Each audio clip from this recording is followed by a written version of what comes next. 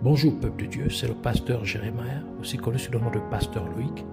Nous voulons écouter la parole de Dieu pour la semaine, mais avant tout, nous voulons commencer par une parole de prière. Alors en signe de révérence à notre Père céleste, baissons nos têtes et prions ensemble. Dieu Tout-Puissant, Dieu de gloire, Père éternel, seul et véritable Dieu, Roi des rois, Seigneur des seigneurs. Merci pour cette nouvelle occasion que tu nous accordes de pouvoir nous recueillir dans ta présence. Nous venons, Seigneur, nous humilier au-devant de toi, implorant ainsi, Seigneur, ta compassion, ta miséricorde, pour tout ce que nous avons fait, dit et pensé, qui ne t'a pas honoré et glorifié. Que tu nous purifies par l'eau de purification et par ton sang, tu nous sanctifies corps, âme et esprit. Que tu purges aussi notre conscience de d'œuvres mortes, afin que nous venions à te servir comme se doit. Nous recommandons notre cœur, notre âme, notre pensée et notre corps et notre esprit en tes mains. Prends le contrôle de toutes choses, que tout ce qui n'est pas de toi, tout ce qui ne te glorifie pas, Seigneur, que ce soit autour de nous ou en nous, soit délogé, chassé et renvoyé dans les grottes de l'enfer au nom de Jésus-Christ. Tout ce qui s'oppose à la révélation de tes mystères contenus dans ta parole, soit lié et chassé dans les grottes de l'enfer au nom de Jésus. Et nous proclamons que Jésus-Christ est Seigneur à la gloire de Dieu le Père. Nous prions, Seigneur, que tu nous amènes dans la profondeur de la révélation de ta parole. Car tu as dit que là où il n'y a point de révélation, le peuple périt. Ainsi, parle-nous, révèle-nous tes mystères, afin que nous ne puissions point périr. Au nom de Jésus-Christ. Béni soit ton Saint-Nom, Roi des rois, Dieu Tout-Puissant, Dieu de gloire. Au nom de Jésus, nous avons ainsi prié. Amen. Alors nous allons prendre notre passage des Saintes Écritures dans le livre d'Apocalypse, chapitre 6, versets 7 à 8. Nous lisons ainsi la parole de Dieu dans Apocalypse, chapitre 6, versets 7 à 8, au nom de Jésus-Christ. Quand il ouvrit le quatrième sceau, j'entendis la voix du quatrième être vivant qui disait « Viens !» Je regardais et voici, parut un cheval d'une couleur pâle. Celui qui le montait se nommait la mort, et le séjour des morts l'accompagnait. Le pouvoir leur fut donné sur le quart de la terre, pour faire périr les hommes par l'épée, par la famine, par la mortalité et par les bêtes sauvages de la terre. Que le Seigneur bénisse sa parole, qu'elle vienne pleine de grâce, de vie, de révélation, de profondeur et de faveur au nom de Jésus-Christ. Amen. Alors nous continuons dans notre thème principal, c'est-à-dire au sujet des 7 sceaux. Et pour cette semaine, nous allons parler, le Seigneur voudrait que nous puissions parler du 4e sceau, donc l'ouverture du 4e sceau. Donc le titre de notre enseignement pour cette semaine est le 4e sceau ou encore l'ouverture du 4e sceau. Dans le livre, dans le 2e sceau, nous avons vu que la mission du cavalier sur le cheval rouge est de faire en sorte que les êtres humains s'entretuent. Mais avec l'ouverture du 4e sceau, ce ne sont plus les êtres humains qui causent la mort. Mais cette fois-ci, les démons sont ceux qui tuent les êtres humains, parce que le nom du cavalier dans le 4e sceau est la mort. En d'autres termes, ce cavalier est le démon de la mort. Et parce que le nom de quelque chose intègre généralement l'objectif ou le but de cette chose particulière, nous pouvons donc en déduire que l'objectif principal de ce 4e cavalier est de provoquer la mort. Ce qui signifie que la mission de ce 4e cavalier est d'apporter la mort aux êtres humains.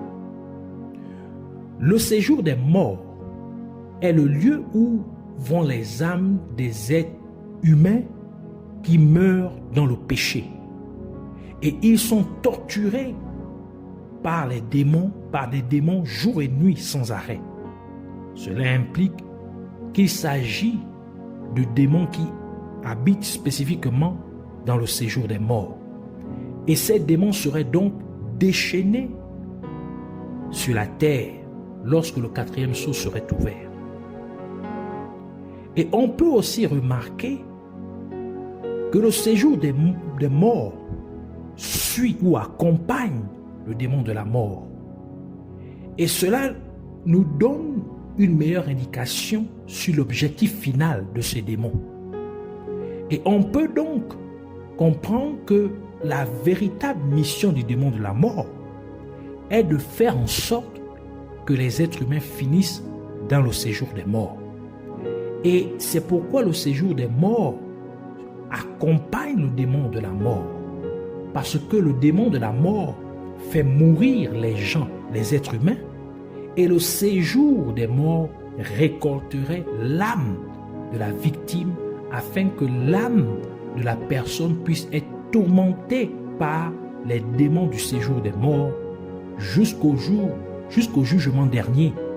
Et ensuite, l'âme de la personne serait jetée dans les temps de feu, qui est en réalité l'enfer. Et c'est là que tous les démons, y compris Satan lui-même, et toutes les âmes des êtres humains qui auraient refusé d'accepter Jésus, qui auraient refusé d'accepter le sacrifice que Jésus-Christ a fait pour que l'humanité entière soit sauvée, passeraient leur éternité à brûler dans les temps de feu. Par conséquent, le séjour des morts est un lieu temporel de tourment pour toutes les âmes perdues jusqu'à ce qu'elles soient jetées en enfer après le jugement dernier que Dieu a réservé à toute la création, comme indiqué dans le livre d'Apocalypse, Apocalypse chapitre 20, versets 10 et versets 12 à 15, qui dit « Et le diable, qui les séduisait, fut jeté dans les temps de feu et de soufre, où sont la bête et le faux prophète, et ils seront tourmentés jour et nuit au siècle des siècles. » Verset 12. « Et je vis les morts, les grands et les petits, qui se tenaient devant le trône. Des livres furent ouverts, et un autre livre fut ouvert, celui qui est le livre de vie. Et les morts furent jugés selon leurs œuvres, d'après ce qui était écrit dans ces livres. La mort rendit les morts qui étaient en elle. La mort et le séjour des morts rendirent les morts qui étaient en eux. Et chacun fut jugé selon ses œuvres, et la mort et le séjour des morts furent jetés dans les temps de feu. C'est la seconde mort, les temps de feu. Quiconque ne fut pas trouvé écrit dans le livre de vie fut jeté dans les temps de feu. Maintenant que l'on comprend le véritable objectif du démon de la mort, on voit donc que provoquer la mort d'un être humain n'a aucune valeur pour le royaume des ténèbres. Si cet être humain meurt en croyant en Jésus-Christ comme son sauveur et son Seigneur, car si un être humain meurt en restant fidèle dans sa foi en Jésus-Christ, son âme irait au ciel. Il aurait donc échappé au séjour des morts, ce qui signifie tout simplement que la mission du démon de la mort aurait échoué sur cet être humain en particulier. On peut donc comprendre qu'aux yeux du royaume des ténèbres, la mort spirituelle de l'être humain a bien plus de valeur que sa mort physique. En d'autres termes, faire perdre à quelqu'un, à un chrétien, sa foi en Dieu et le faire mourir pendant qu'il vit dans le péché est le but ultime du démon de la mort. Ainsi, la véritable mission du démon de la mort est de faire en sorte que les êtres humains meurent physiquement pendant qu'ils vivent dans le péché. Et il est donc impératif que le démon de la mort s'assure que tout véritable chrétien meurt d'abord spirituellement en vivant, en menant une vie de péché. et qu'il puisse ensuite mourir physiquement tout en menant une vie pécheresse, afin que le démon du séjour des morts puisse récolter l'âme d'une telle personne.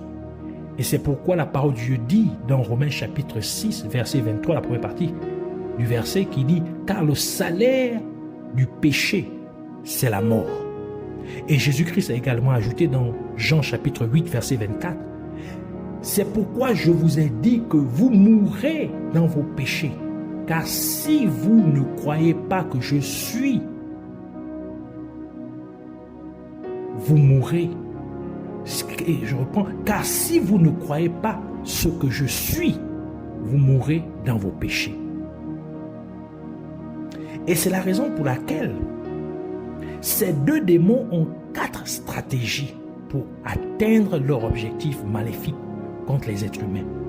Ils tuent par l'épée, la famine, la mortalité et par les bêtes sauvages de la terre. Et comme nous l'avons déjà mentionné dans la partie précédente de cette série d'enseignements, l'épée représente la parole de Dieu. Mais, encore une fois, dans ce cas particulier, cette épée n'est pas la vraie parole de Dieu, mais elle représente les fausses doctrines ou de faux enseignements et de prédication d'une soi-disant parole de Dieu. Et c'est pourquoi Jésus-Christ nous a avertis à plusieurs reprises. Dans Matthieu chapitre 24, verset 5, il dit « Car plusieurs viendront sous mon nom, disant « C'est moi qui suis le Christ. » Et ils séduiront beaucoup de gens. Verset 11, « Plusieurs faux prophètes s'élèveront et séduiront beaucoup de gens. » Verset 24, « Car il s'élèvera de faux Christ et de faux prophètes. Ils feront de grands prodiges et des miracles, au point de séduire, s'il était possible, même les élus. Voici, je vous l'ai annoncé d'avance. Par conséquent, comme ce n'est pas la vraie parole de Dieu que les gens recevront, cela amènerait les membres des églises locales où de tels faux enseignements et prédications sont données à diminuer progressivement leur foi en Dieu, jusqu'à perdre complètement leur foi, car la foi vient en écoutant la vraie parole de Dieu, comme indiqué dans le livre de Romains chapitre 10, verset 17, qui dit « Ainsi la foi vient de ce qu'on entend, et ce qu'on entend vient de la parole de Christ. » Ainsi, parce que les membres de l'Église ne recevraient pas la vraie parole de Dieu, ils finiraient par perdre le peu de foi qu'ils ont en Dieu. Et c'est l'une des raisons pour lesquelles Jésus-Christ a dit ce qui suit dans Matthieu chapitre 13, verset 12. « Car on donnera à celui qui a, et il sera dans l'abondance. Mais à celui qui n'a pas, on ôtera même ce qu'il a. » Donc le peu qu'il va avoir, cela lui sera ôté. Par conséquent, les fausses doctrines ou les faux enseignements et prédications sont le premier mécanisme que le démon de la mort et le démon du séjour de mort utilisent pour s'assurer que les êtres humains meurent spirituellement et qu'ils finissent ensuite dans le séjour des morts après leur mort physique. La deuxième stratégie que le démon de la mort et le démon du séjour des morts utilisent pour s'assurer que les êtres humains finissent dans le séjour des morts est de tuer les êtres humains par la famine. Cependant, il ne s'agit pas d'une famine de nourriture physique, mais d'une famine de la vraie parole de Dieu, telle que Dieu l'a mentionné par l'intermédiaire du prophète Amos, dans Amos chapitre 8, verset 11 à 12, qui dit « Voici, les jours viennent, dit le Seigneur, l'Éternel, où j'enverrai la famine dans le pays, non pas la disette du pain, donc la famine du pain, et la soif de l'eau, mais la faim et la soif d'entendre les paroles de l'Éternel. » Ils seront alors errants d'une mer à l'autre, du septentrion à l'orient. Ils iront çà et là pour chercher la parole de l'Éternel et ils ne la trouveront pas. Ainsi, le démon de la mort et le démon du séjour des morts feront en sorte que la parole de Dieu ne soit plus accessible aux êtres humains. Les gens chercheront la vraie parole de Dieu, mais ils ne la trouveront pas parce qu'elle sera interdite, tel que c'est actuellement le cas dans de nombreux pays islamiques. Mais cette interdiction sera étendue à la plupart des pays du monde. Et encore une fois, parce que les gens n'auraient plus accès à la parole de Dieu, ils finiront par vivre dans le péché. Et en d'autres termes, ils mourraient spirituellement et finiraient donc dans le séjour des morts après leur mort physique. La troisième stratégie que le démon de la mort et le démon du séjour des morts utiliseraient pour s'assurer que les êtres humains finissent dans le séjour des morts est la mort ou la mortalité. Et cela fait principalement référence au sacrifice humain consenti par des êtres humains qui concluent des pactes avec le royaume des ténèbres afin d'acquérir des richesses matérielles ou des pouvoirs spirituels surnaturels. Ainsi, les êtres humains concluraient des pactes avec Satan en sacrifiant par exemple les membres de leur propre famille ou leurs proches parents en échange de renommée, de richesse, de pouvoir, ainsi de suite. Et c'est l'une des raisons pour lesquelles Dieu a dit ce qui suit par l'intermédiaire du prophète Ézéchiel en faisant référence à Satan. Dans Ézéchiel chapitre 28, verset 5, il dit « Par ta grande sagesse et par ton commerce, tu as accru tes richesses et par tes richesses, ton cœur s'est élevé. » Donc, il conclut des pactes, il fait des deals avec les êtres humains pour acquérir les âmes, s'accaparer les âmes des êtres humains. Ainsi, certains êtres humains signeraient donc des pactes avec le royaume des ténèbres. Par exemple, un homme irait chez un féticheur pour accomplir des rituels pour obtenir de l'argent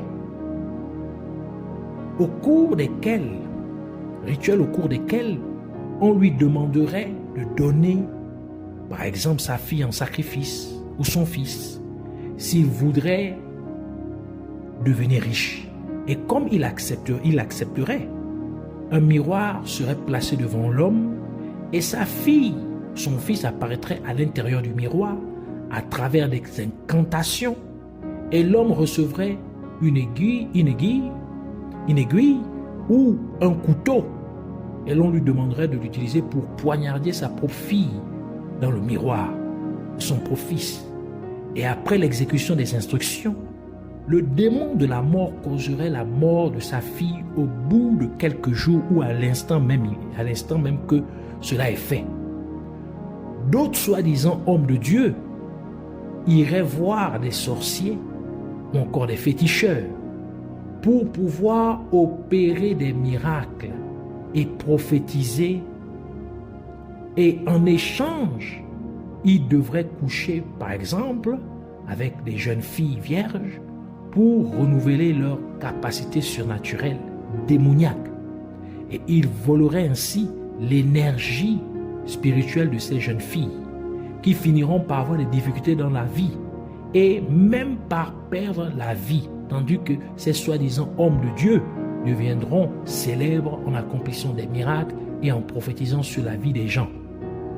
D'autres feraient des rituels d'argent afin de dynamiser leurs affaires. Par exemple, il y a des gens qui possèdent des bus ou encore plusieurs minibus et qui entretiennent de telles entreprises en provoquant un accident grave, parfois une fois par an.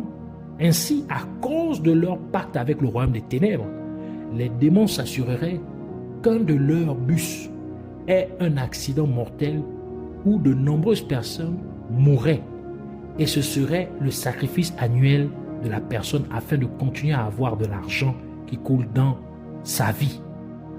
Et c'est pourquoi la parole de Dieu dit dans Psaume 52 verset 7, « Voilà l'homme qui ne prenait point Dieu pour protecteur, mais qui se confiait en ses grandes richesses et qui triomphait dans sa malice. » Ézéchiel chapitre 22 verset 9 ajoute pour dire, « Il y a chez toi des calomniateurs pour répandre le sang.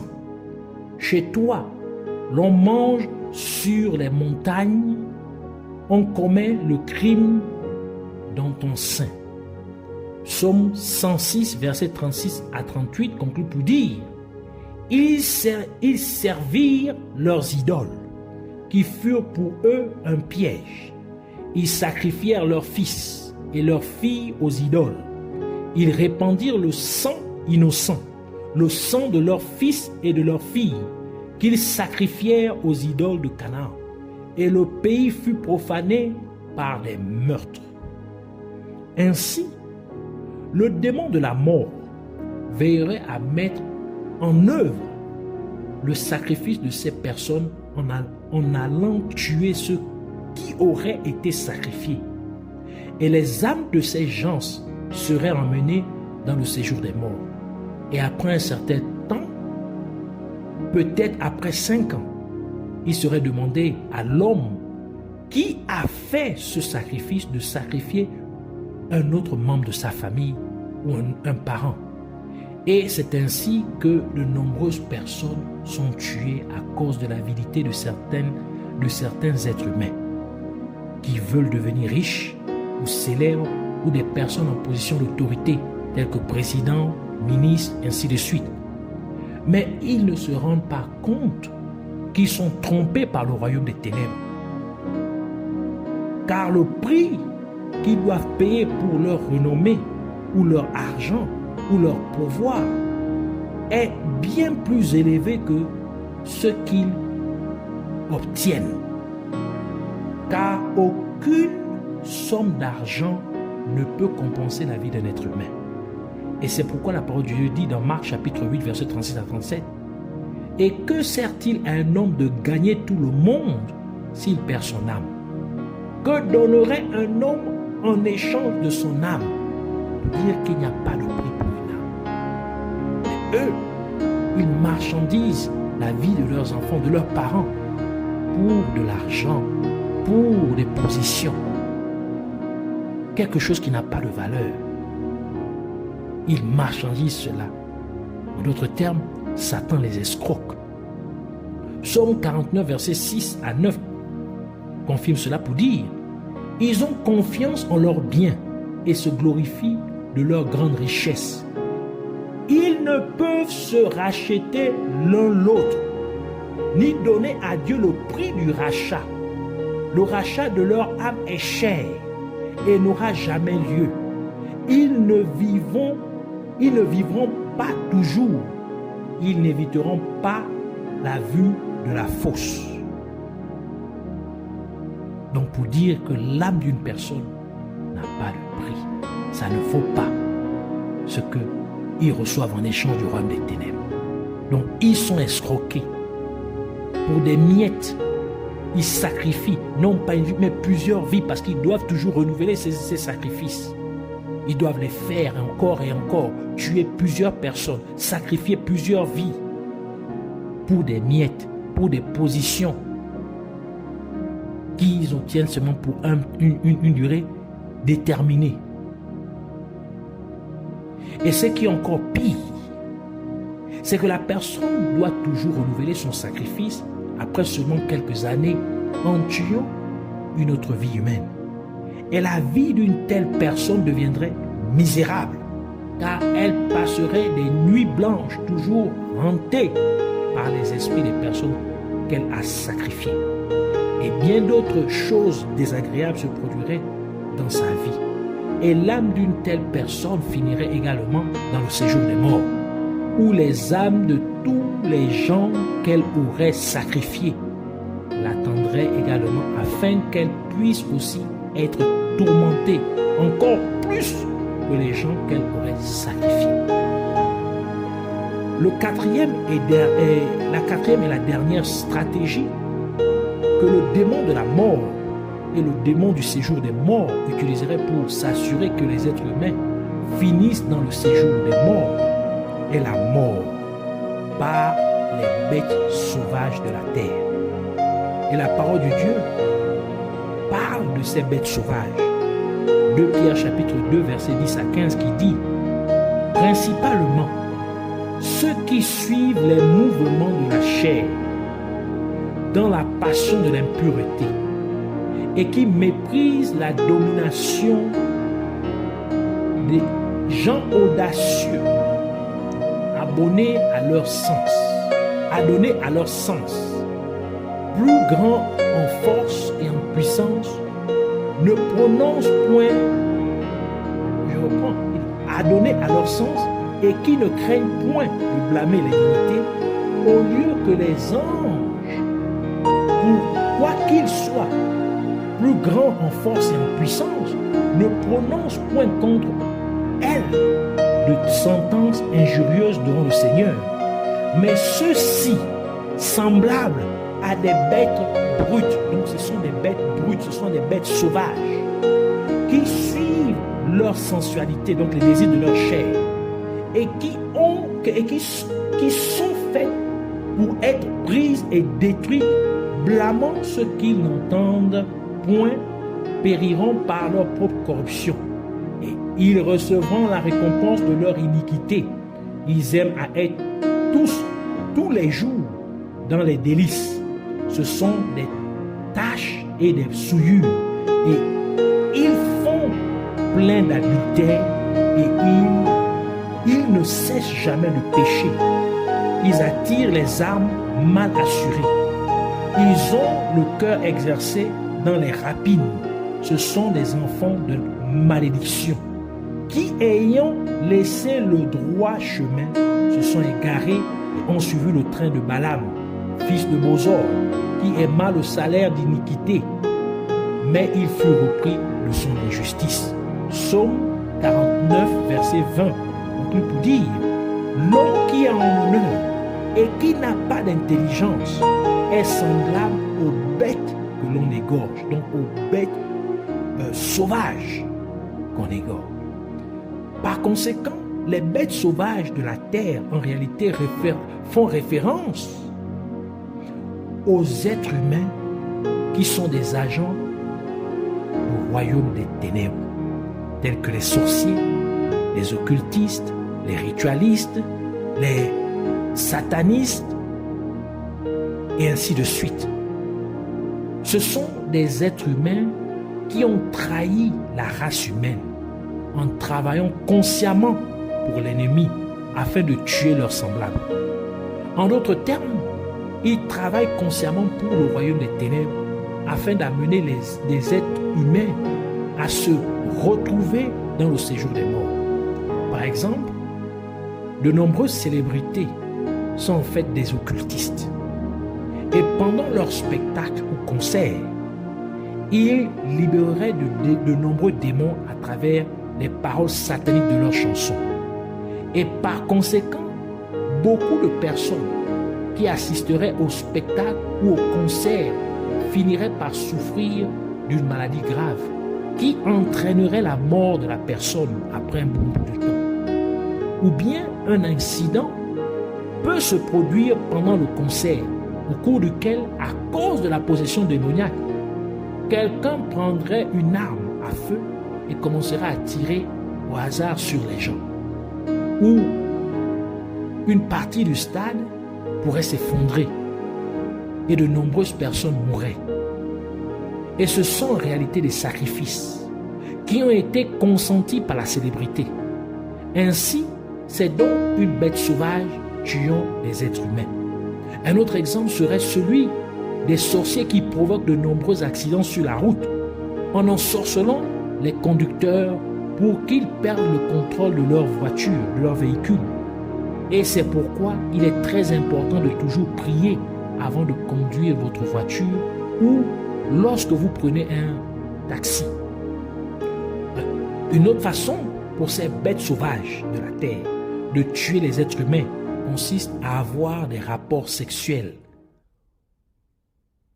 Car beaucoup de ces agents humains du royaume des ténèbres sont très attirants sexuellement ou donnent d'énormes sommes d'argent à leur proie humaine pour qu'elles puissent avoir des relations sexuelles avec elles. Mais les êtres humains qui tombent dans ces pièges maléfiques finissent par perdre la vie. Et c'est bien, et cela est bien décrit dans le livre de Proverbes chapitre 7, versets 10 à 12 et versets 21 à 27 qui dit « Et voici, il fut abordé par une femme ayant la mise d'une prostituée et la ruse dans le cœur. Elle était bruyante et rétive. Ses pieds ne restaient point dans sa maison. Tantôt dans la rue, tantôt sur les places. Et près de tous les angles, elle était aux aguets. » Verset 21. « Elle le séduit à force de paroles. Elle l'entraîna par ses lèvres doucereuses. Elle se mit tout à coup il se mit tout à coup à la suivre, comme le bœuf qui va à la boucherie, comme un fou qu'on lie pour le châtier, jusqu'à ce qu'une flèche lui perce le foie, comme l'oiseau qui se précipite dans le filet, sans savoir que c'est au prix de sa vie. Et maintenant, mes fils, écoutez-moi et soyez attentifs aux paroles de ma bouche. Que ton cœur ne se détourne pas vers les voies d'une telle femme. Ne t'égare pas dans ses sentiers, car elle a fait tomber beaucoup de victimes. Et ils sont nombreux. Tous ceux qu'elle a tués, sa maison, c'est le chemin du séjour des morts. Il descend vers les demeures de la mort. Donc vous comprenez bien ces agents du royaume des ténèbres, ces bêtes sauvages. Il est donc important de prendre conscience que ces 4 stratégies sont déjà mises en œuvre. Ce qui signifie que les êtres humains sont actuellement victimes de ces démons de la mort et du séjour des morts. Et cela nous dit donc que le 4e sceau a déjà été ouvert et que nous vivons actuellement les événements décrits dans le 4e sceau. Les êtres humains doivent donc être très prudents car nous vivons effectivement la fin des temps. Et parce que le royaume des ténèbres est bien conscient que leur temps touche à sa fin, ils accélèrent et multiplient donc leurs stratégies maléfiques pour amener les êtres humains à se retrouver dans le séjour des morts. Mais au milieu de tous ces méchants desseins du royaume des ténèbres, Jésus-Christ a assuré à son Église de notre victoire sur ces mauvais plans du royaume des ténèbres. Et c'est pourquoi il a dit dans Matthieu chapitre 16, verset 18, il dit « Je te dis que tu es pierre et que sur cette pierre je bâtirai mon Église et que les portes du séjour des morts ne prévaudront point contre elle. » Et la raison pour laquelle Jésus-Christ peut garantir à son Église une victoire complète est qu'il est allé dans le séjour des morts et qu'il a pris les clés du séjour des morts et de la mort, comme il l'a mentionné à l'apôtre Jean dans Apocalypse chapitre 1 verset 18 qui dit, c'est Jésus qui parle, « Je suis le premier et le dernier, le vivant. J'étais mort et voici, je suis vivant au siècle des siècles.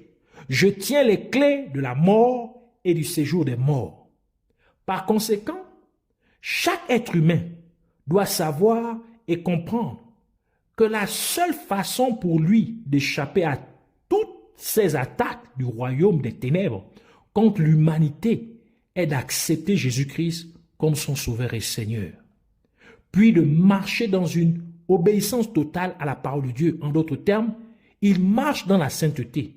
Et c'est là que le passage suivant de la parole de Dieu deviendrait une réalité pour une telle personne. Dans 1 Corinthiens chapitre 15, versets 55 à 57 qui dit « Ô mort, où est ta victoire? Ô mort, où est ton aiguillon? L'aiguillon de la mort, c'est le péché. Et la puissance du péché, c'est la loi. Mais grâce soit rendue à Dieu, qui nous donne la victoire par notre Seigneur Jésus-Christ. Et cela fut prouvé lorsque l'ange de la mort traversa le pays d'Égypte pour tuer tous les premiers-nés des habitants d'Égypte, y compris les premiers-nés des animaux, sachant que l'Égypte du temps de Moïse était une représentation du monde. Ainsi, tous les premiers-nés furent tués en Égypte, à l'exception des premiers-nés des enfants d'Israël qui habitaient à Goshen en Égypte, car Dieu leur dit que chaque maison devait tuer un agneau et mettre le sang de l'agneau sur le linteau et les 2 poteaux de leur maison respective, afin que lorsque l'ange de la mort verrait le sang de l'agneau sur leur maison, il passerait par-dessus leur maison, comme décrit dans le livre d'Exode. Exode chapitre 12, versets 23 à 30 qui dit « Quand l'Éternel passera pour frapper l'Égypte et verra le sang sur les linteaux et sur les 2 poteaux, l'Éternel passera par-dessus la porte et il ne permettra pas aux destructeurs d'entrer dans vos maisons pour frapper. Vous observerez cela comme une loi pour vous et pour vos enfants à perpétuité. Quand vous serez entrés dans le pays que l'Éternel vous donnera, selon sa promesse, vous observerez cet usage sacré, et lorsque vos enfants vous diront « Que signifie pour vous cet usage ?» vous répondrez « C'est le sacrifice de Pâques en l'honneur de l'Éternel qui a passé par-dessus les maisons des enfants d'Israël en Égypte. Lorsqu'il frappa l'Égypte et qu'il sauva nos maisons, le peuple s'inclina et se prosterna, et les enfants d'Israël s'en allèrent et firent ce que l'Éternel avait ordonné à Moïse et à Aaron. Ils firent ainsi au milieu de la nuit. L'Éternel frappa tous les premiers-nés dans le pays d'Égypte, depuis le premier-né de Pharaon assis sur son trône jusqu'au premier-né du captif dans sa prison, jusqu'à tous les premiers-nés des animaux. Pharaon se leva de nuit, lui et tous ses serviteurs et tous les Égyptiens, et il y eut de grands cris en Égypte, car il n'y avait point de maison où il n'y eut un mort. Ainsi, cet agneau est une représentation de Jésus-Christ, qui est appelé l'agneau de Dieu, tel que Jean chapitre 1 verset 29 nous le dit. Et cela nous confirme donc que lorsque vous mangez Jésus-Christ, qui est l'agneau de Dieu, et que vous mettez ensuite son sang sur vous, vous serez épargnés de l'ange de la mort et de l'ange du séjour des morts. En d'autres termes, lorsque vous acceptez Jésus-Christ dans votre vie comme votre Sauveur et Seigneur, c'est-à-dire lorsque vous croyez que Jésus-Christ a donné sa vie pour vous en étant crucifié à la croix, et que vous changez complètement de votre mode de vie de péché pour vivre une vie selon la parole de Dieu, sachant que Jésus-Christ est la parole de Dieu, vous serez donc protégés de l'ange de la mort et de l'ange du séjour des morts. En d'autres termes, ces anges démoniaques n'auraient aucun pouvoir sur vous et ils ne peuvent pas vous toucher, car votre vie serait désormais cachée en Jésus-Christ, tel que le dit la parole de Dieu. Dans Colossiens chapitre 3, verset 3. Car vous êtes morts et votre vie est cachée avec Christ en Dieu. Romains chapitre 8, verset 1 à 2 ajoute pour dire: il n'y a donc maintenant aucune condamnation pour ceux qui sont en Jésus-Christ. En effet, la loi de l'esprit de vie en Jésus-Christ m'a affranchi de la loi du péché et de la mort. Et comme nous pouvons le remarquer, même les premiers-nés des animaux furent tués. En d'autres termes, même les premiers-nés des bêtes sauvages furent tués. Et cela nous révèle que le royaume des ténèbres n'a pas d'amis. En d'autres termes, ces agents humains du royaume des ténèbres ne devraient pas penser qu'après avoir commis les mauvaises œuvres du royaume des ténèbres, Satan les épargnera. Mais ils sont dupes, car tous ces agents humains du royaume des ténèbres sont également tourmentés ou seraient également tourmentés dans le séjour des morts, une fois que Satan aurait fini de les utiliser. Ainsi, nous voulons prier pour dire: je te remercie, Abba Père, Roi de gloire, le seul et véritable Dieu, Yahvé. Merci pour les révélations de tes mystères sur le 4e sceau. Et je prie, Père Céleste, pour que tu m'aides à accumuler ta parole dans mon cœur à travers la méditation de ta parole jour et nuit, afin que je connaisse toujours la vérité, afin que je ne sois pas trompé ou égaré par de fausses doctrines ou de faux enseignements, ou encore de fausses prédications au nom de Jésus-Christ. Et comme j'aurai stocké ta parole en abondance dans mon cœur, que ma foi soit et demeure vivante, même au temps où ta vraie parole sera interdite dans tout le monde, au nom de Jésus-Christ. Je prie donc pour que tu gardes ma foi vivante jusqu'à ce que tu me rappelles à toi, au nom de Jésus-Christ. Et je prie aussi, Abba Père, pour que tu m'aides à toujours marcher dans la sainteté, ne laissant ainsi aucune voie au royaume des ténèbres pour avoir accès à ma vie et à celle de mes enfants, au nom de Jésus-Christ. Et parce que ma vie et celle de mes enfants sont cachées en Jésus-Christ, par conséquent, quiconque évoquera mon nom ou invoquera mon nom ou ma personne ou le nom ou la personne de l'un de mes enfants dans un rituel démoniaque quelconque, que Jésus-Christ apparaisse à la place dans cette réunion et que cette réunion soit complètement démantelée au nom de Jésus-Christ. Et parce que tu détiens les clés de la mort et du séjour des morts, je déclare donc que la mort et le séjour de mort n'ont aucun pouvoir sur ma vie et sur la vie de mes enfants au nom de Jésus-Christ. Je te remercie, Père merveilleux, car cela est fait au nom de Jésus-Christ.